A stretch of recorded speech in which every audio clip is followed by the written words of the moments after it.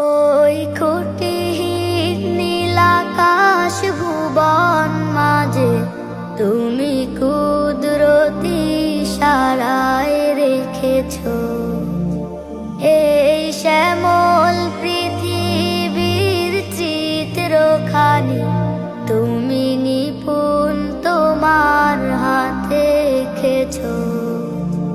ওগো আল্লাহ, শুকর তোমার আমারে যে মুসলিম করেছো। ওগো আল্লাহ, শুকর তোমার আমারে যে মুসলিম করেছো। তুমি সাগরে